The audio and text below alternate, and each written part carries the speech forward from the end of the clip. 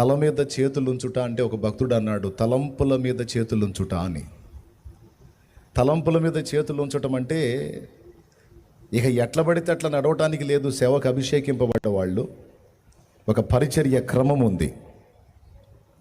అపోస్తలుడు, సువార్థికుడు, కాపరి, ఉపదేశకుడు, ప్రవక్త, ఇట్లా కేటగిరీస్ ఉన్నాయి. ఇందులో నంబర్ 1లో వచ్చేది అపోస్తలుడు. ఈ చట్టాన్ని గౌరవించి మా పైన దేవుడు అపోస్తలుడుగా, నాయకుడుగా ఒక పాత్రని దేవుడు ఉంచాడు, ఆ పాత్రని మేము గౌరవించాలి అని గౌరవించి లోబడిన వాళ్ళు క్రమములో ఉంటారు, వర్ధిల్లుతారు, సేవలో రాణిస్తారు, అనేక ఆత్మల్ని జయిస్తారు. ఆ క్రమాన్ని, దేవుడు ఏర్పరిచిన క్రమాన్ని తొలగిపోతే